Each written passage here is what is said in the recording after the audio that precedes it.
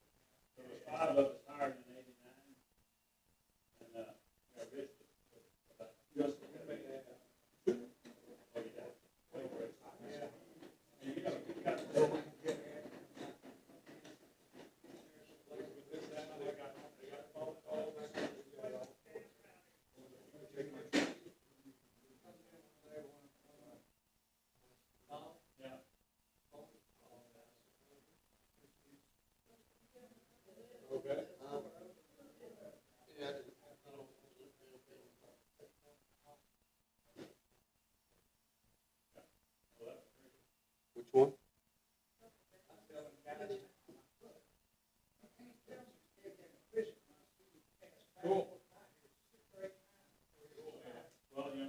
Does that say where it's at or just in ESD? The guy. I mean, well, it's got 900 or something, so it's got to be here and the problem is they got to follow.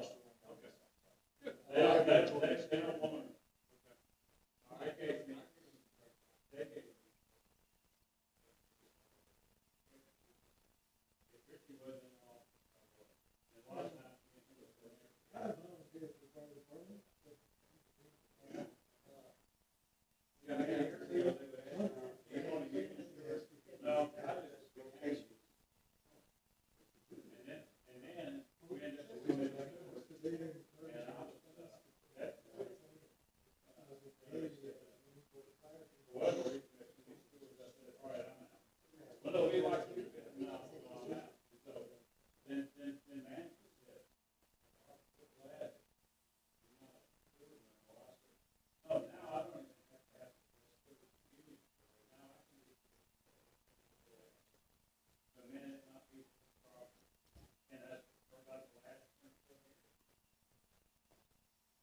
They did that with no steward, and then somebody wants steward, and they come out there and get to it. You're supposed to send it to the steward.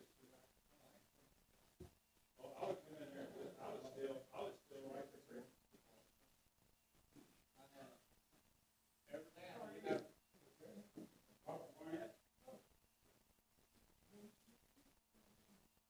probably.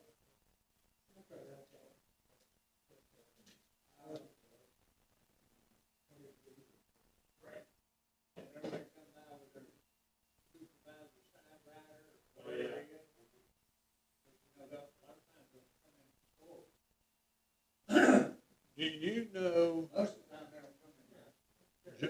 Simon told me the other night why this is a sales tax, a sales increase. It's a tax increase. It's because the Attorney General made that decision in all their great knowledge. Every election we have now. Moving forward. For the time being, everyone's fighting. I know me and Simon have both done some stuff out for some of the law firms that we work with, like helping to petition, because it's not true. In some cases it is. It should be, super this misleading. may be. Yeah, it's very misleading. Because there's some people who are already paying this tax. Right, yeah, we're just redistributing. We're distributing the tax. So it might be a tax increase, but it's not a guarantee. Is this gonna be the official ballot? This is what it's going to look like for the ballot. Exactly what it looks like. So the idea with this one is kind of a photo recognition.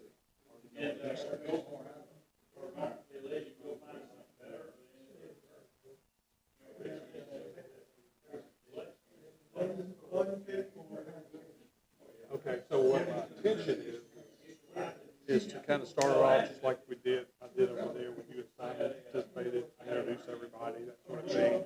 And then, I'd like to do, I'm gonna do a brief history of the fire department, volunteer, how it's evolved to it, where we are today. And then, get into an ESD, talk about an ESD, what it's a governmental entity. And then I'll, periodically, if I get stumped or something like that, I definitely want to call and then I'm gonna give you an opportunity to Just talk about sales tax and how it works. yeah, yeah, yeah. And these, after the election, obviously, cost things, but the other ones, those are the big. Yeah, yeah. Future plans for everyone, commission.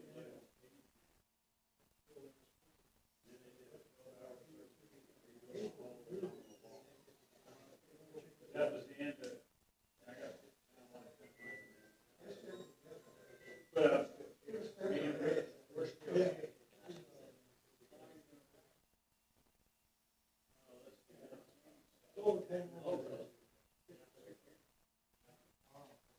Actually, I went in and had that speaker on it.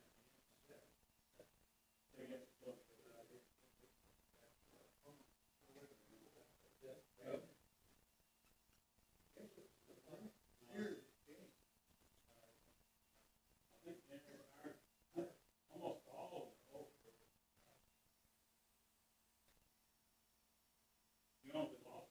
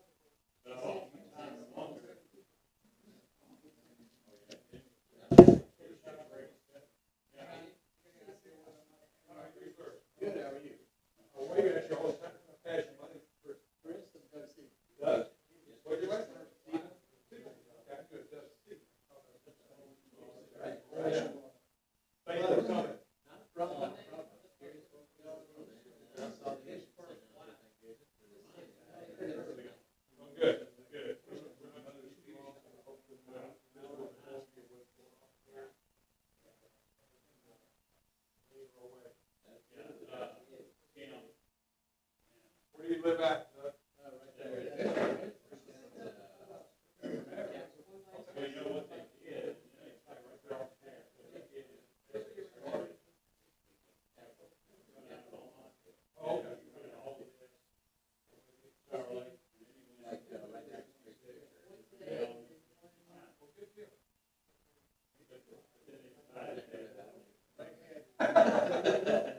Uh-oh, that's not good. Again, thanks for coming.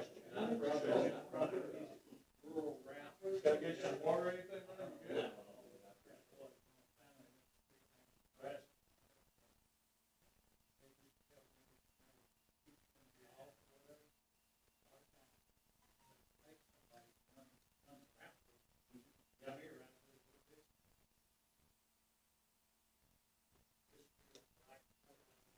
Well, and you know what?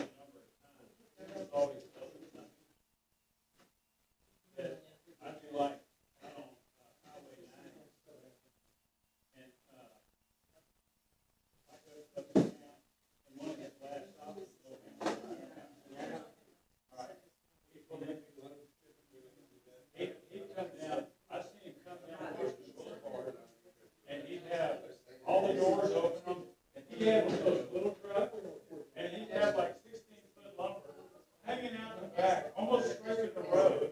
And the truck was, and here comes Tim, 4 o'clock. I was going to be out till 10. And he's already done it. Already been there, picked up. Well, it's better than that.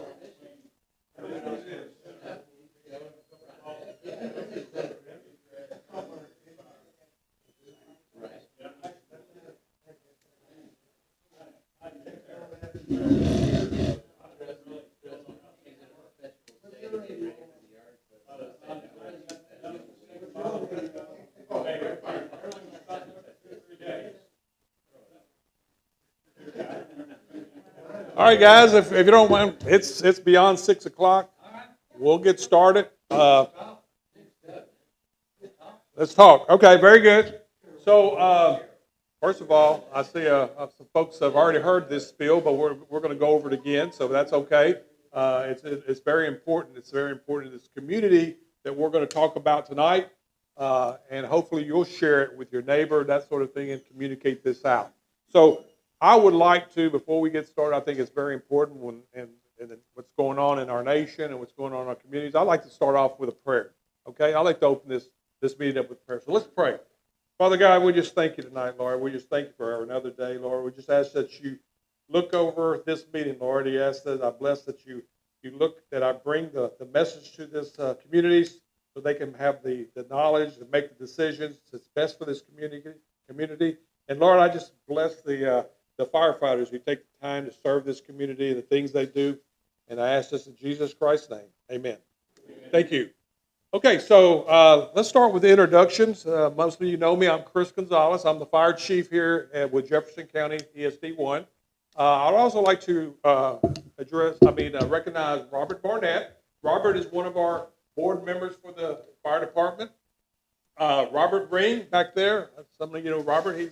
He's a fire department member, also the assistant administrator for the department. He kind of keeps our numbers straight, which is good. Wade Kenneth Galloway, he's one of our firefighters as well.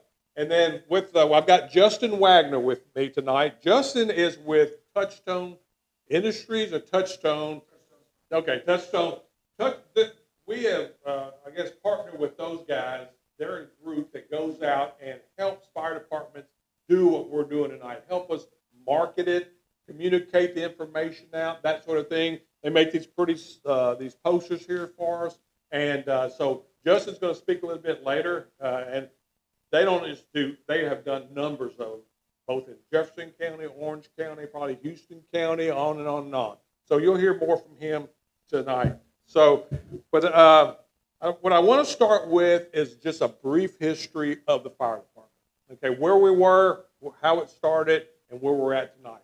So for those of you who have been around for a number of years, I know Carol's been a long time resident of it started in about mid-60s. The volunteer fire department started,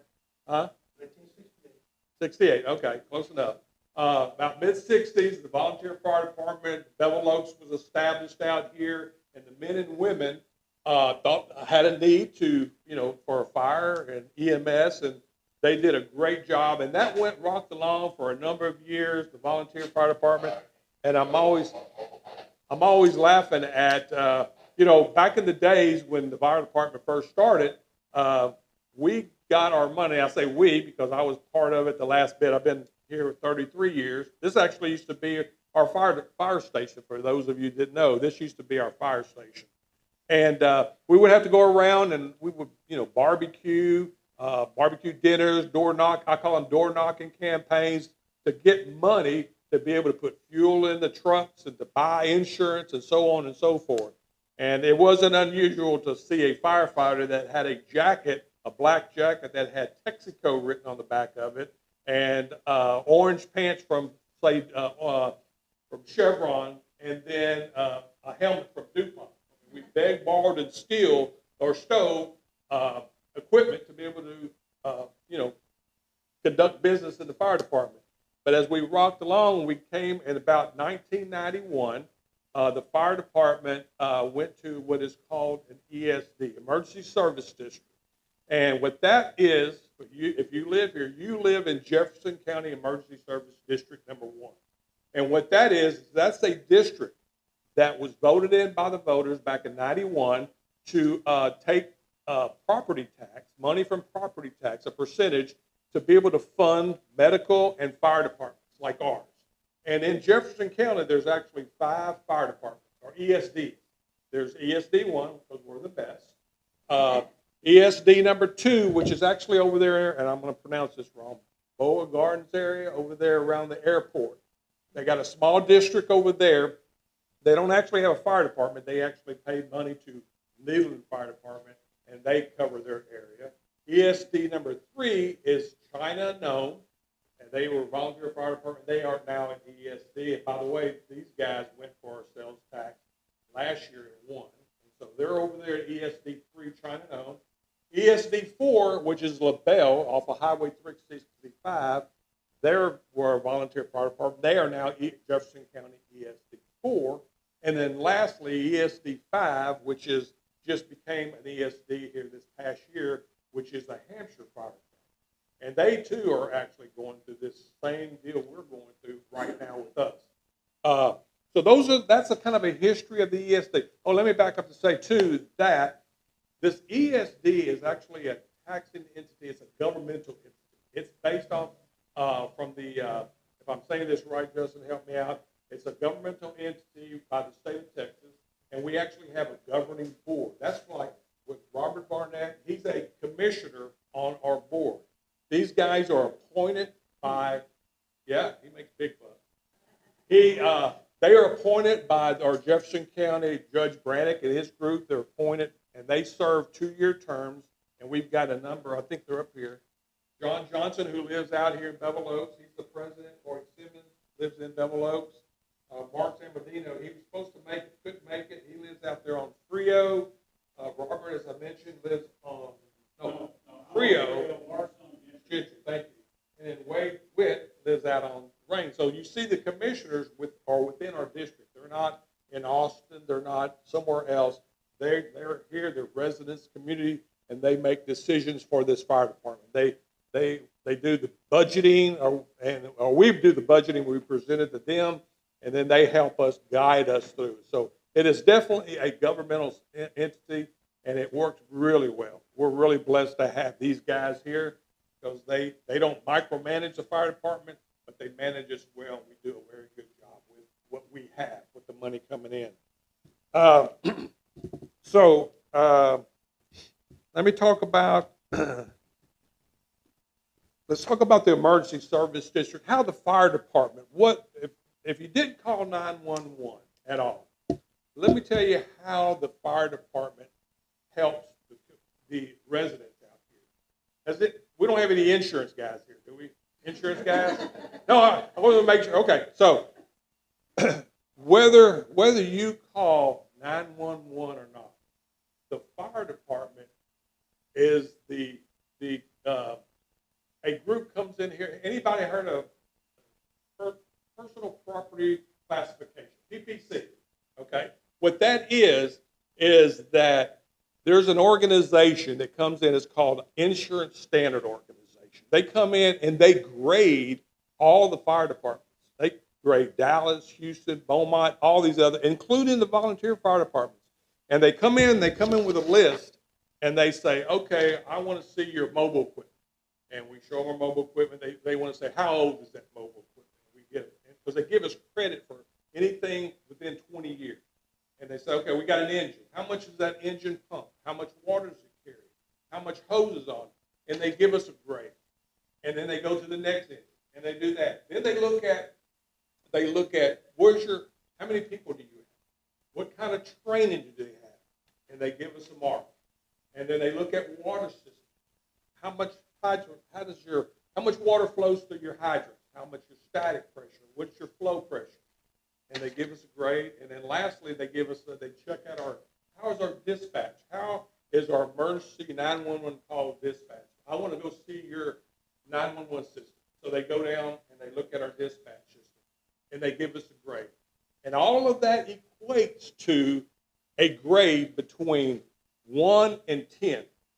1 and 10, 1 being the best in the world, and there's only a few in the nation that are 1. And then they got 10, which is you have to go fire department or no protection whatsoever. And then in that, you get a grade of like a 4 or a 5 or something like that. And then that goes to your insurance. And they go, okay, let me see what your ISO rating or your PPC is. And they go, okay, you're a this, so this is your fire premium. Okay? So that's how your fire department helps you as your community get your fire premium. So the higher the number, the worse it gets. Now, I can tell you this, and Justin, he's seen a lot more than I have one, but we are a 5 on that scale. That is darn good in the rural areas. Beaumont Fire is 4. So our district is a 5. So we've got great insurance rate, but it's because of the guys and ladies who have spent the time to get what we had, the commissioners who have given us the money to buy the equipment, that sort of thing. So just know that what we've got here, it's the sleepy little station on the corner there, really affects what you guys benefit from here. And we want to keep that rating because we could easily get audited again. So we want to maintain that. So part of that is what we're going to talk about later, and that's manpower, training, and so on and so forth. So let's go to, we've talked about that. Let's talk about, let's talk about what we're here for tonight, okay? As you know, we're going out for a sales tax, okay? Now this is, if you've ever been told you've got the granddaddy of a deal, it's an unbelievable deal. If you live in Bevel Oak, you're getting that.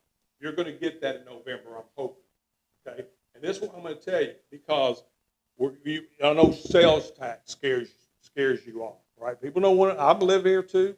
I don't want to see taxes go up or that sort of thing either. But there's going to be a sales tax proposition on the ballot in November that says, it's going to say, here it is right here, Proposition A. The first thing it says is this is a tax increase, okay? But the thing about it is, you are already, if you live in Bevel Oaks, you are already paying the maximum the state allows, 8.25% sales tax. So what that means for you is nothing's going to increase for you. Nothing. You're already paying that. We're not going to get any money that's coming out of Bevel Oaks. What we need is, we want that money that's coming outside of Bevel Oaks through sales tax, purchases, that sort of thing. A lot of those, let me stay in Bevel Oaks, okay? So what we need is, we really need your vote to go out, a yes vote for this proposition, because that takes care of the Bevel Oaks guy. I can't emphasize enough, it's not costing you anything.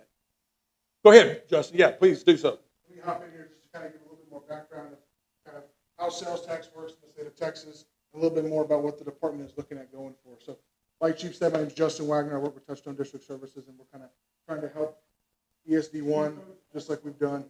Is that better? Perfect. Okay. When we start over? Okay. So sales tax in the state of Texas is 8.25%. That's the state maximum across the board. What the state actually takes of that is 6.25. They leave 2 pennies on the table for local governmental entities like an ESD to collect that 2 cents to help with whatever needs that they might have. So specifically, Jefferson County, the county takes 0.5%. All counties can in Texas, they get 0.5% just because they're a county. So that leaves 1.5% here that's collectible. Like Chief mentioned, Bevel Oaks already collects that 1.5%. So whether the election is successful or fails, Bevel Oaks sales tax will not change at all. Bevel Oaks is at the state maximum. The ESD, the best way to put it is sales tax is a first come, first serve. Bevel Oaks got it first, they keep it. The ESD can never take it from them. The only thing that changes there is that it's open now. It's not always going to be open. The ESD is hoping to collect that sales tax before some other entity, the county, a library district, any other kind of district can come in and snatch that 1.5%. So some of the goals that the district has is, trying to make sure I'm lined up with the camera over here.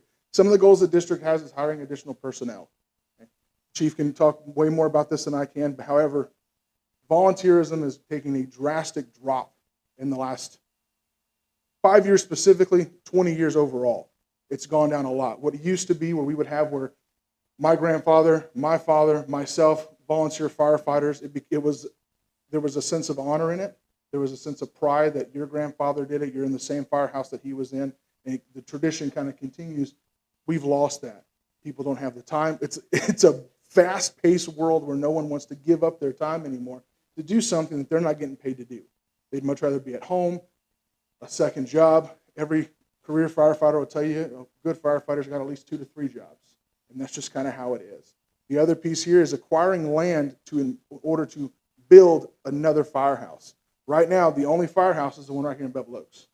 And so here's a map. Hopefully you can see it if you're online.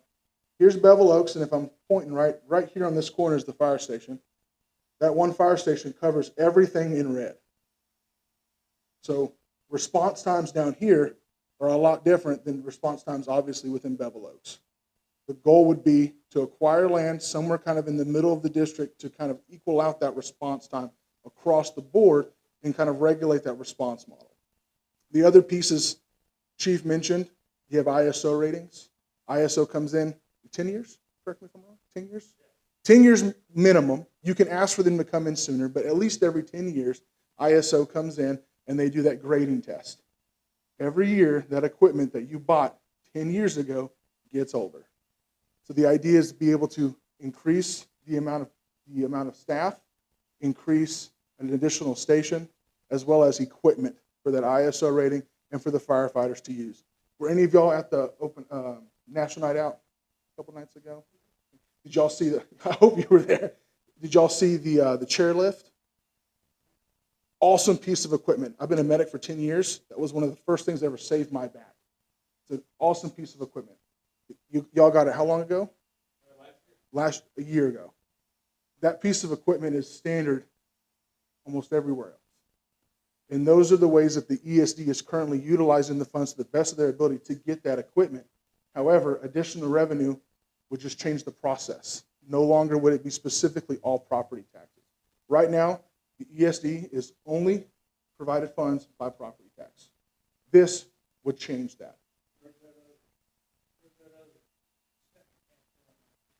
The other cent and a half right now, I'll get there in a second. I promise I'll tell you. Because it's gonna change the energy in the room a little bit. Everyone's gonna get a little upset. I lost train of thought. Hot dog. Thank you so much. I appreciate that. So there's the chair, you have the equipment. Right now, it's all through property tax. If the sales tax election is successful, now there's additional funding that's being able to be routed to the fire department. I don't live here. I really hope that if I pulled out on this station, pulled out over here, and I was in a wreck, y'all come help me. Help me a lot. But at the end of the day, I don't pay anything to this fire department, just like anyone else driving out here on this road does. They don't live here, but they're traveling through here to go to work. They're stopping here, getting something to eat, anything like that. But they don't pay a lick to the department. But if they're in a wreck, the department's going to show up. That would change that. At that point, any purchases made within this red boundary would be able to, that sales tax, that extra 1.5 pennies, would come to the fire department instead of where it currently goes, which is Austin. So currently the way that it works is sales tax is collected 8.25%, right? Anyone charging the correct amount of 8.25% in areas that they're not supposed to be. So again, this map, the red boundaries is the ESD. Bevel Oaks is collecting the full amount. So any purchases here, that 0.5 cent goes to the county, 1.5% comes back to Bevel Oaks. Anywhere else outside of Bevel Oaks in here, if anyone is charging the full amount of 8.25%, that 1.5 goes and sits in Austin's bank. The biggest place that we see this, and it's a common thing, it's statewide, where places will often charge 8.25% because it's the safest thing to do. If I charge 8.25% for my business, I know that the state can't claw back because I charged the wrong amount at the end of the year. Now, there are some places that are charging the correct amount of 6.75, and in those specific locations, the sales tax would go up. So your coffee would go from $3.50 to $3.82, I think, when I did the math. So it's going to go up a little bit. No lying that. We're not going to hide that from you. That if someone is charging the correct amount, it would be a slight increase. However, if anyone's charging the incorrect amount, instead of it getting routed to Austin, and it goes and sits in a rainy day fund, and it collects interest, and now all of a sudden we have this November election, we've got three ballot measures to lower property tax, if anyone's not aware, constitutional amendments. The way they get those funds is just from the tons of money that gets shipped over there, and they don't have anything to do with it, and the state gets in trouble for having too much money in their bank account. So that's their way of giving it back.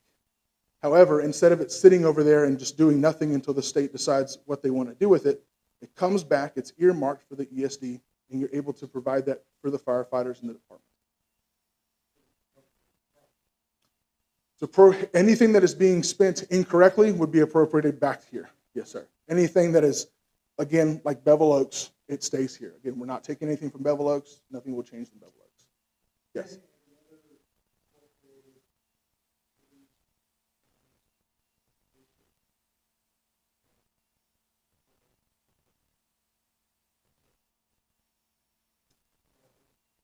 So China Gnome, LaBelle, so ESD, everything within ESD 3 and ESD 4, we worked with them November 2023. They had sales tax elections, so they're at the state maximum, and the extra 1.5% all goes to the fire department. Excuse me.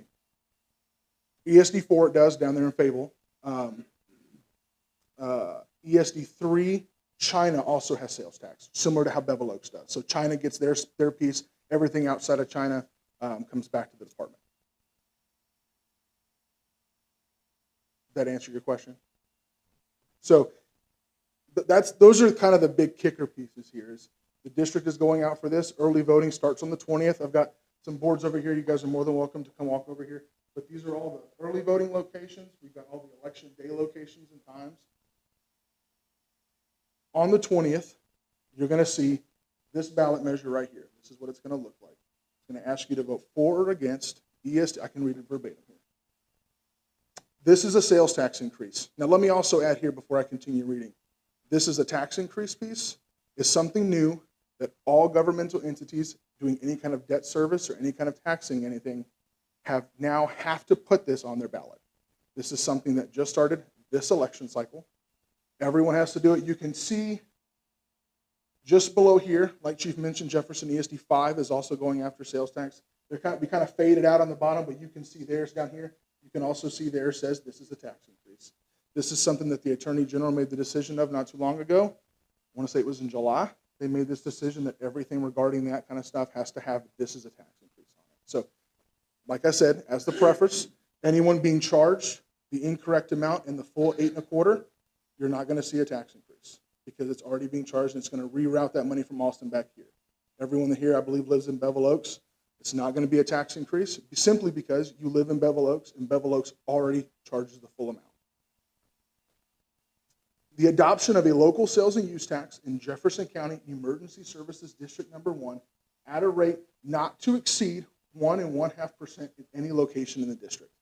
So kind of to explain that a little bit better, because sometimes that can get kind of confusing, the way that it's worded is basically saying that it allows everyone gets a vote. It's a governmental entity governed by 5 commissioners. So anything that they do like that has to go to the voters, the residents that live within it. What that is allowing them to do is to collect the sales and use tax within the district boundary, so within this red spot here, not to exceed that 1.5%. That not to exceed verbiage is specifically because we can't get anything in Bevel Oaks. Bevel Oaks is, again, at the maximum. Nothing will change in Bevel Oaks.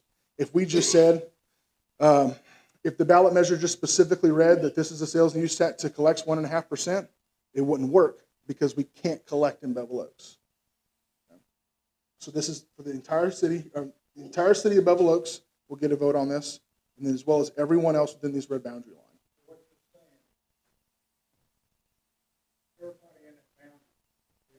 Everybody's collecting taxes in that town. Yes, sir. Even though they're in the county. Yes, sir. Like my business goes down in the county. We collect 6.75. Okay. If you're within, are you within ESD3's ESD1's boundaries? Still, we're in the county, we're not in the city. Sure. So when I have to argue with some of my corporate customers, but if they were, we're in, so it's not an emergency service. So we're still 6.75. It won't affect you over there. Well, I'm not worried about that. I'm just worried about the whole lot of out in the county, small business out in the county now, they're at 6.75. But all of them in that boundary go to 8.4. Correct. For them specifically, yes. I understand it's not for me. Well, But I see why it reads in. It could be if you have, you purchase something from your account, right? I'm sure you do. So you're probably getting charged 8.25% at your house when it's the point of sale. Right? But not at your business.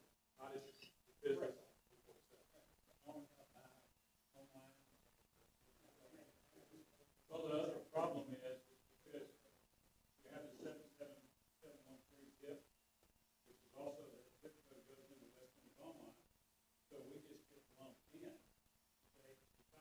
Yeah. So I can explain that. How many rooftops are in ESP1? You know that number, Chief? About 25 books. Now, the protege, Simon, said that preliminary estimate on what is going to auction every month. Can I say this, Chief? Yeah, so the number that I believe that you're getting to is the number that we've been given from a consultant that kind of does this specifically for their job of evaluating home sales tax and how that works is about $5 per household per month is what ends up going to Austin. In the sense that kind of what Chief kind of touched on a little bit there is the bigger thing here is not just the brick and mortar would be affected, but the bigger piece is online retail. So currently Amazon, Etsy, any kind of online shop. A couple years ago, there was a bill passed that changed the way that sales tax operates. So now it works as the point of sale. So if you're sitting at home and you buy something. No. But it's about, Yeah. it's about 12 to 15,000 a month, which is about, to really do what we need to do. You said how much a week? A month. Oh, a month. $5 a month. If it was a week, we have a whole different conversation. So the point of sale works is like if you're at your house and you purchase something. Used to be if you were buying something in Detroit, because that's where it's manufactured and that's where it's shipped from, that's where the sales tax would go.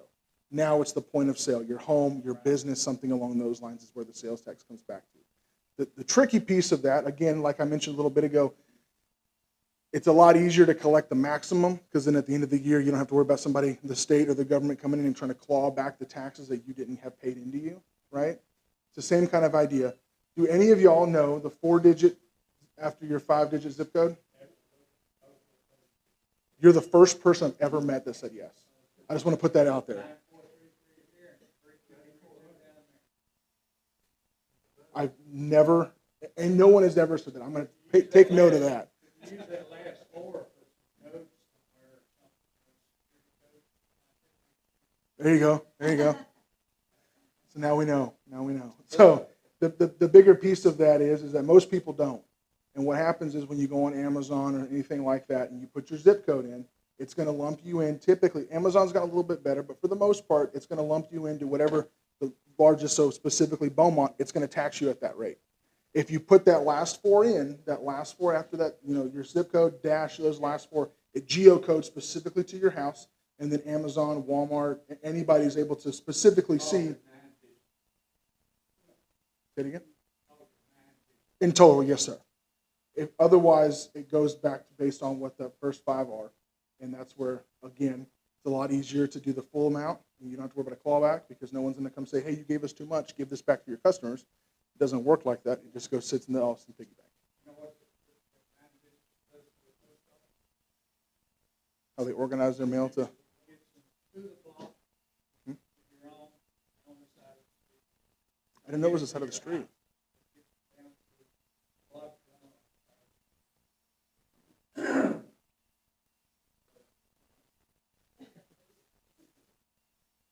So the biggest piece here is, like Chief wanted to make sure you guys knew about the department, knew about the history, knew kind of how ESDs operate. We also wanted to make sure that you were aware of what the election is going to be about and hopefully answer any questions that you guys might have so that whenever y'all leave here, you guys know what's going on. And when you go to that ballot box starting on the 20th, you don't see it and are confused by it. I just got a few more things. Thank you. Of course. That was great because did a better job explaining than I would have. But one of the things that we will hopefully will generate more money, guys. Which I want y'all to understand as a community member is that we don't schedule emergencies, right? They happen every day, 24 hours a day, middle of the night, whatever. Wreck out here, God bless. Hopefully not involved in a wreck.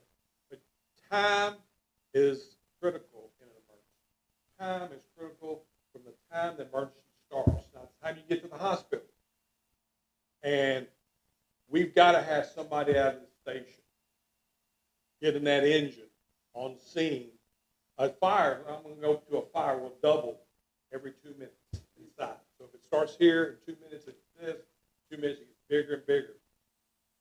With volunteer fire department, if you don't have somebody in that station, I'm going to be very honest, if you don't have somebody in that station to get that engine out on scene, you've got somebody coming from Range Road to come over here to get in the engine and turn around and going back to get to the fire.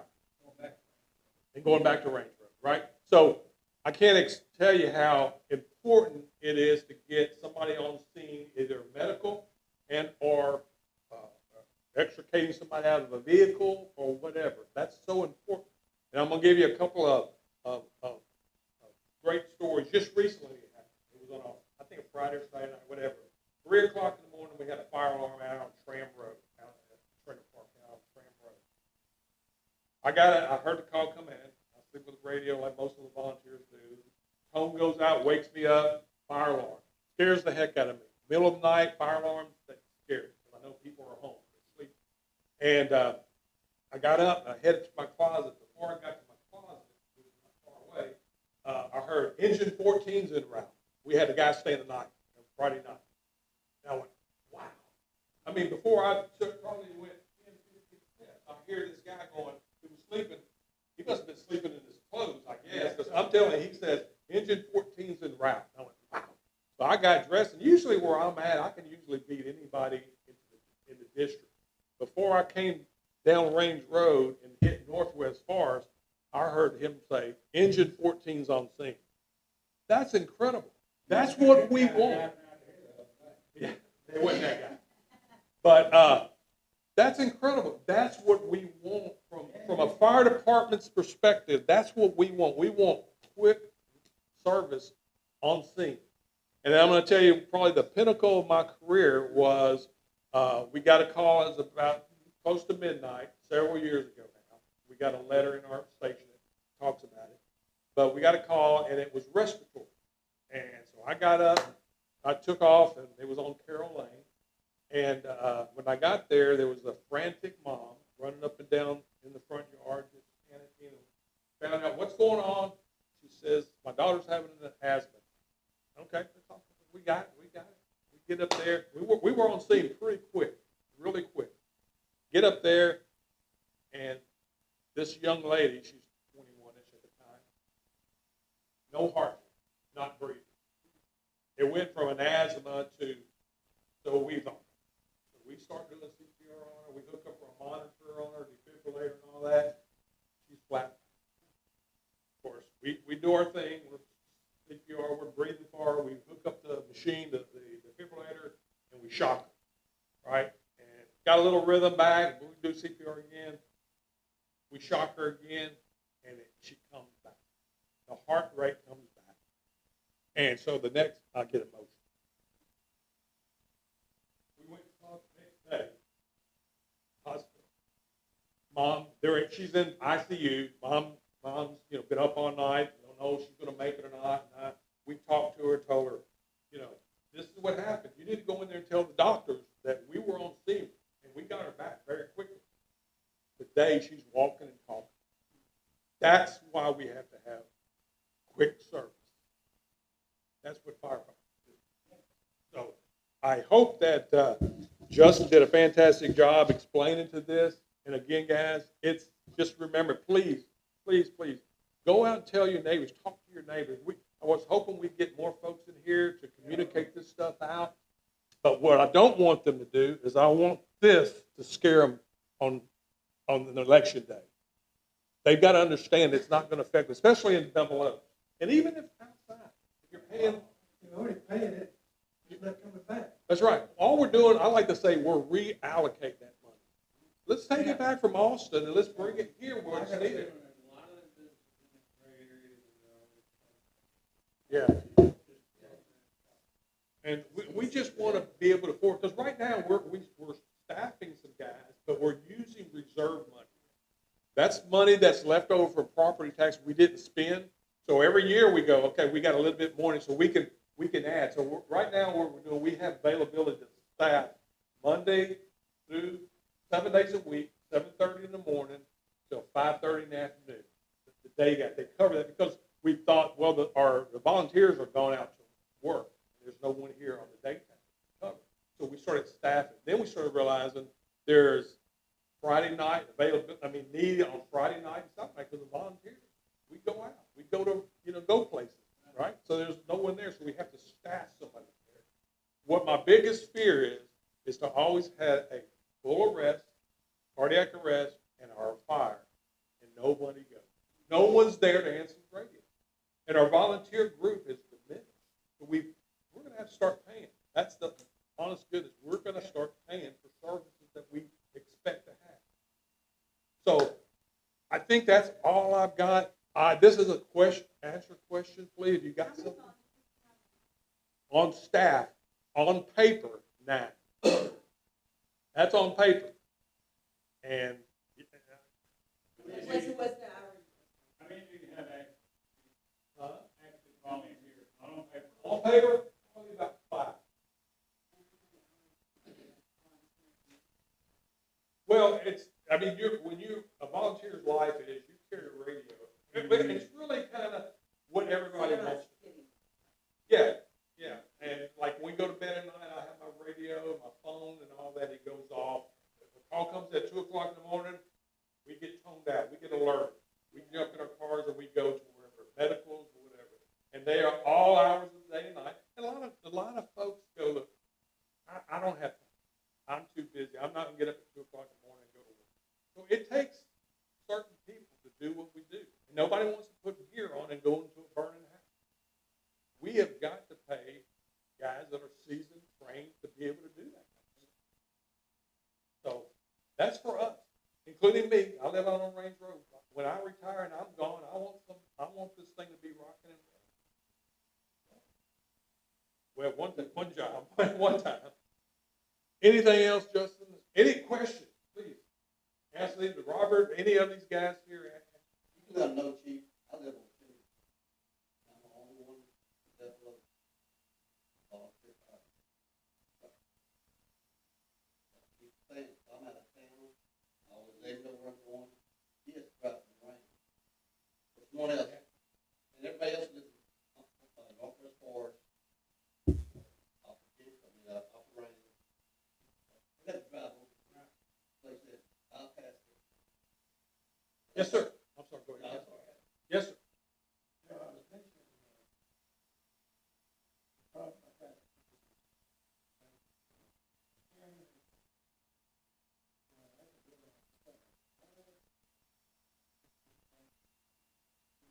Well, we don't have, and I appreciate your, but things that we do, you're pretty physical. You know, even I'm getting where I don't like pulling over. I don't care if another house burns again. I don't mind firefighting. I hate to clean it up. There's a lot of work in there. You were going to say something, Jeff? So the biggest thing here, and the biggest thing you guys take away is, so at the end of the day, we can't ask you guys to do it. Yes, we can ask you to do it. We just want you guys to be educated and go out and make decisions. You also, what you say no, you wanted to take some flyers that we have right back on the shelf, the same ones you guys have in front of you. Got two of them.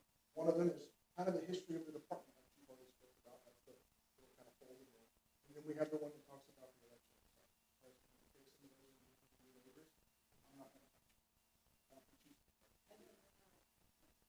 Of course.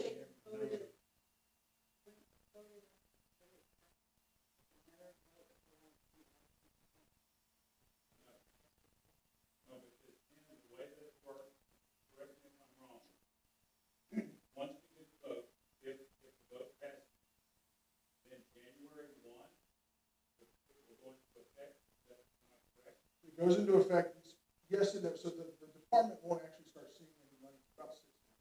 Right. So basically, if the election is successful, there's got a lot of paperwork that their lawyers have to document up, and then it all goes to the local business, and then it all goes to the state comptroller. State comptroller then has to notify all businesses that are not being charged, that are not charging $8 1/4. They need to charge $8 1/4, if not already. And then about so many months after that. So if the election was successful now, the department actually won't start seeing any money until about March would be a good time. March to June would be that time because the quarter ends, comptroller has to start reallocating. But I think for what your question was, the money that's already being spent. No, I meant, when they take it away? Like, So when the it's voted only in, way, how would they- so yeah. there is only one way that two ways that a department can lose its sales tax. One of them, the department ceases. The second thing that could happen is if somebody was to come in, another department, another entity, was to come in and take over fire and EMS services from ESP. So Beaumont, all of a sudden, an explosion, they decided to come out and annex right here, and Beaumont fire, it's never going to happen, but it's the caveat that the state put to protect them. Okay. But the only way that somebody could ever take it from them is they have to prove that they can provide fire and EMS at an equal level or better than ESP. Otherwise, it's always, and I guess they have never seen this. It'd still be the same money, just it goes somewhere else. Somebody else gets the funds. I guess the best way to put it, the funds will always be allocated to fire. I'd like to say, yes, sir. You had mentioned that, the order that's always done.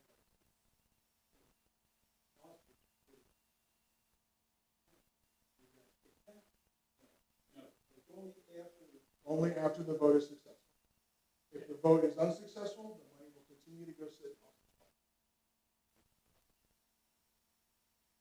I've already asked this question to the lawyer, because, well, I'm always trying to figure out, okay. And let me just say this, I've been on the board for about 3 years. Known Chief, our kids went to school, known Chief, spoke forever. But I have been just completely impressed by the way that he runs fire station, but the way that the whole group handles the ESP, the way the money's handled. Robert Raymond's gone outside. Everything balances. In our board meetings, we have a lawyer that, you know, is he appointed by the state, or is just mandated that we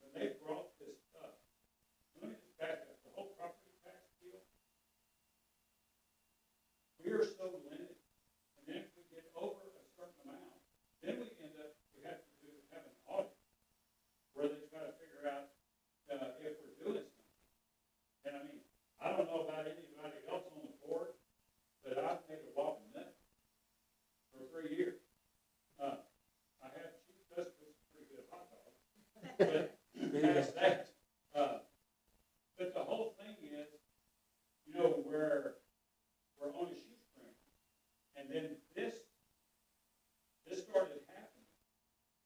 And so my first question was, okay, how much money are we losing a month from all these internet sales and all this stuff? Well, then Simon, they do their little work. He comes back and he says, well, it's $20,000. And I'm like, okay, well now we can, instead of having a full-time firefighter, day shift, and a couple of night shifts, we could have full-time firefighter. That, okay? Now, and I'll just say, I didn't even know this, I've learned all this doing this. Like all of our emergency calls are not only handled by the fire department, but also by Acadian has a contract if they have to call out EMS. I mean, like an ambulance. But all of these guys do all the paramedic stuff. Last year, we bought, what is it, the Strikers? What is the machine we bought? Lucas. We got that on a grant. Okay? Chief goes on his own time and hunts the grant. So we get this machine, so whether it's him or you, they get on scene, person's on the floor having a heart attack, instead of jumping down there and trying to match rhythm, they just simply, this thing opens, they slide it under the patient, put it down, turn it on, and it automatically pumps to the correct. Y'all haven't seen that. One of these days we got And it's got a sensor, and then it stays with the patient all the way to the emergency room, and then we retrieve. The biggest piece of that, I would like to touch on that if it's okay. So Exactly. kind of the lift chair that I talked about, the Lucas device, those are things that are fantastic, and it saves our medics, it saves our firefighters, because all of a sudden, one bad lift on someone who's a lift assist, your back goes out, that's a career injury. Example, I messed my back up in Hurricane Harvey lifting up a patient, hurts all the time. It'll never go away. And so those are things that trouble firefighters with their that equipment, specifically the Lucas device. It gives the same compression rate, the same compression depth, every single compression. There's no after 2 minutes, the defibrillator, the Zoll, whatever they have, tells them, check the pulse again, reestablish pulse, whatever it might be. There's no and having to go back into it, but now you've rested, so now you're tired. So you're not going as deep, you're not going as fast. And it takes a trained medic, it takes a trained firefighter to recognize that you're not doing it right, you need to swap out. At that point, there's none of this. You put it on, you hook it up, it goes, it does its thing. You get to sit back, evaluate the patient, evaluate your medications, make sure if you need to call life flight, if you need to call different ambulance, if you need to call. There's a difference in BLS and ALS, so basic life support, advanced life support. So when you're having a Lucas device, you're making sure you got an ALS unit coming out, advanced life support, because there's a whole slew of things that they can do compared to a regular EMT and a BLS unit. You got them coming out, and you're able to do all these things and communicate with them coming in without getting tired, without missing a beat, without going the right depth, without going the right speed. Those are things that are integral, and those are the great tools that the department is looking at getting that are going to make other medics and other firefighters want to come here to work. If they know that they could go somewhere else and they get all the good tools and their back's not going to hurt after a 12, 24-hour shift, they're going to go there. I would go there. Chief would go there. However, all that stuff here, I hate to say the word incentivizing, but it makes a big difference versus if you're going to working for a job and they're offering you a great job but you got an HMO, or you got this other job that's not as great but they got a PPO. It's the same kind of idea. You have to weigh all the benefits, all the odds, and all that. Anyway, just closing on this case, when I realized, to your point, because I'm an old UPS guy, 30 years on UPS guy. So, you got to quick. You got to think quick. So I'm thinking, okay, well, come on. This is full. Now we got a 24/7 firefighter.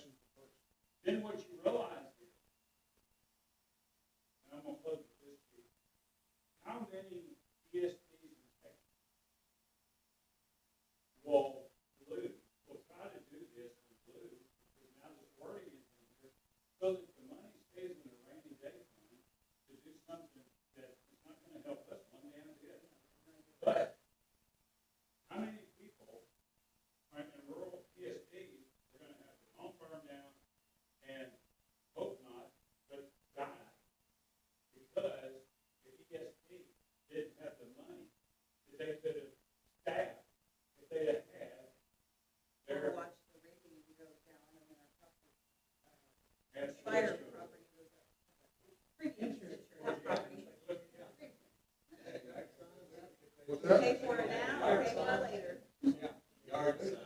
So we can't, so he had a question specifically was if we can have yard signs. So specifically kind of going back to Commissioner Grant's piece is that the ESD is heavily governed. The short answer is no. The reason why we can't do that is because it becomes very expensive. We don't have a lot of funds to just throw out there. And so what that does is because the ESD, as the ESD, we have to do everything has to be translated. If you see all the boards here, they got a QR code. The state of Texas requires us to have everything translated. Information on the website. You guys might see some stuff on social media. Everything has to be translated. If we were to make yard signs, we have to have a yard sign that's English and a yard sign that's Spanish. And then at the bottom, we have to put that this yard sign, or this, they have a specific name for it, but this sign essentially was paid for using taxpayer dollars. And we just felt like that's not the best use of taxpayer dollars. And it's just, it doesn't look good. Now, granted, if anyone else wanted to create a yard sign, the ESD didn't, then everyone here in this room, except for Commissioner Bowman, can do whatever they want. That's why I said you're more than welcome to take a couple, take a handful, take a stack. We got plenty of them. Take them, pass them out to your friends, your family, anyone else. Are you allowed to go over there? No, it's just, the wording is the only thing that's scared. Oh. And that's what we're afraid of. And that's, I'm already accounting for 8.25, so we're not going past that. But the verbiage there makes it look like we are increasing the. Yeah. Verbiage 9.75, whatever. Right. But and so we've got, scary. and so on those handouts on the website, you'll see that we've put in there that no one can go over that 8.25. We tried to make that abundantly clear because no one can go over the 8.25, but there's always going to be some. Right. A lot of people don't understand that though. So Yeah. that's where the ESD becomes a little bit tighter in what they are allowed and what they're not allowed to say, just because we are so heavily governed. We have attorneys, we have the Texas Ethics Commission, we have SB2 laws. We have a lot of laws that we have to follow that no one knows. Can you explain, I know you said about 2,500 Rooftops? Rooftops in that area, but, and I don't know if you're allowed to talk to this or not, but the voter population in Pueblo is pretty important. So the voter population, yes. The highest amount of voters the highest amount of registered voters that are within ESD 1's boundaries are Bevel Oaks. Then we have, I always forget the name of this community right over here. Northwest Forest. Then that's the second piece right there, and then just kind of scattered throughout the county is where everyone else is at. Bevel Oaks is the, Bevel Oaks is the piece that, I guess in reality, Bevel Oaks is the piece that could make or break the election. That's how dense the population is within Bevel Oaks. So correct me if I'm wrong, but Bevel Oaks is the one that the biggest, the Bevel Oaks, the community Bevel Oaks is the one that will see all these things that'll come, and there will see nothing. You will see nothing out of your pocket because the city already takes it out, and we can't go above that 8.25. Now, again, to your point, Northwest Forest and anyone else in the county, if they're not being charged the 8.25 right now, it would be a tax increase. So like the phone bills and things like that. Phone bills, if they any kind of purchases made, like a coffee, like I said, for example, and again, it's 1.5 pennies, so it's not a lot. Yeah. So your $3.50 coffee goes, I think when I did the math, it was like $3.82. So it's not a whole lot that it changes, but there is some amount that changes there. However, that's kind of the population when you look at so the ESD, and I don't think I spoke to this, the ESD covers 38 square miles. 38.2? I'm sorry, 32, thank you, Chief. 32 square miles, all from this one station way up here in the corner. 32 square miles. It always freaks me out. That's a lot of miles. So that's where you have, within these 32 miles, Bevel Oaks is the largest, the largest number of registered voters, Northwest Forest, and like I said, a little bit scattered throughout the rest of the county. I can say, I would invite you to come to the station. We have some of the best equipment money can buy. Mobile equipment, we talked about the lift chair, talked about the Lucas device. Those are advanced stuff that really make a difference in healthcare. It does, it really does. To the Lucas device, we talked about the CPR. It is so I would say accurate, for lack of a better term.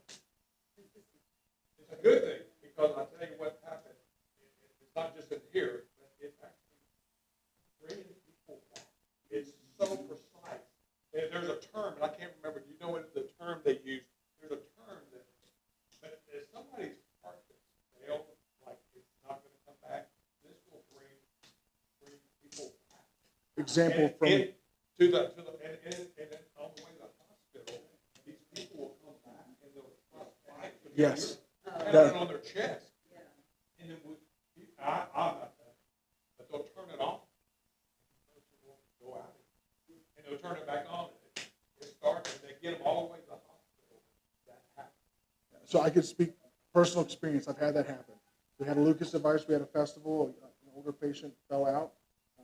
Heart stopped immediately. And there's a joke that you don't stop CPR until the second hour. That's the joke, because you're doing CPR, and if you're doing a good job, you're pumping for them. It's going to fire everything back up. They come up, they start fighting you. So the joke is you don't stop CPR until the second time they say ow. Because it's painful. It hurts. You don't stop the second time. So I was one of the ones that I'd been a medic less than 6 months. And I'm thinking, oh, heard the second ow, turned it off, flatline, back out. And so then I'm thinking, I know I've killed it. What did I do? We started to back up, and then she starts fighting. We had to restrain her arms because she would not, because it's painful. It hurts. Trying to get this thing off. It looks almost like a big plunger. And it's just sitting there beating on her chest, and she wants it off. And this woman, 5 foot nothing, 100 pounds soaking wet. She's not got a lot of, I'm built that I could take a little bit more impact. She was not. So, yes, it's an amazing machine. Yes, they're fully customizable. Yeah, so it's got a smart sensor in it, so it's got a strap that goes across. There's a band that goes, and it locks into the band, and then these straps that tighten around them. The device itself will go, and it has sensors based on the depth that it needs to go. So if you're a heavier person like myself, it knows it has to push a little bit harder to get down to make the compression for me versus like when you ladies not going to push me.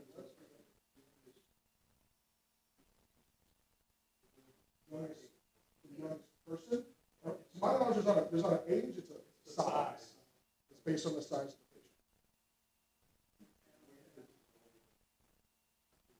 the patient. It's a whole different class. It's a whole different class when you get to that. You got geriatric, you got normal patients, you got pediatric.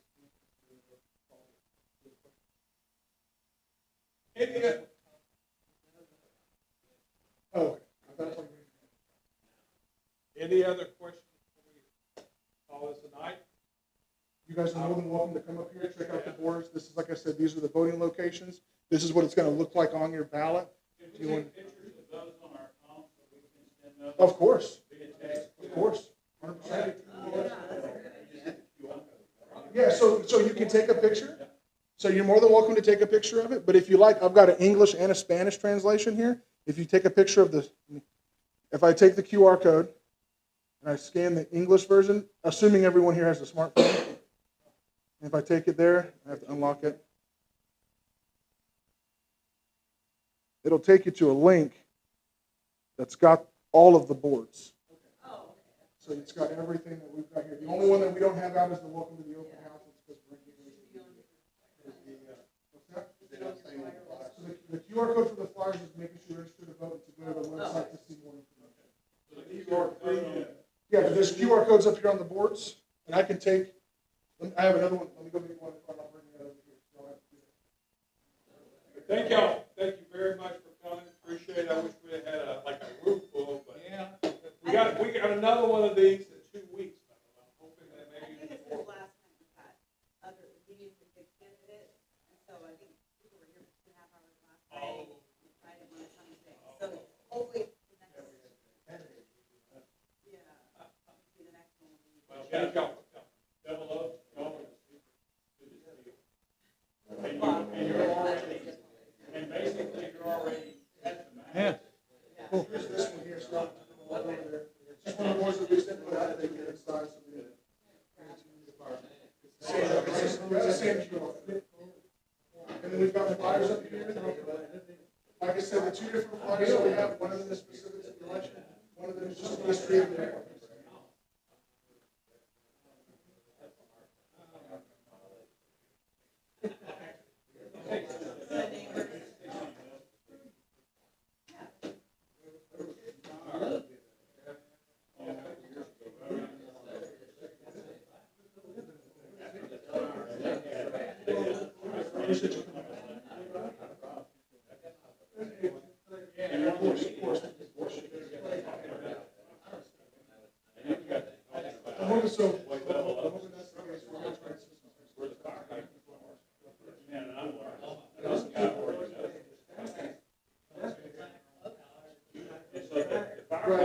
thing that's kind of hard for us to explain is we can't let our students, yeah, well, so, because we can say that. Yeah, so you gotta go, so, We were to put it in writing. but the bottom line is, First of all, you have to. that's the point. You know, people told us, like, we went out. What's that? I tried to report it on. It said, well, is that the regular size? Well, no, we could go up to 40. You know it's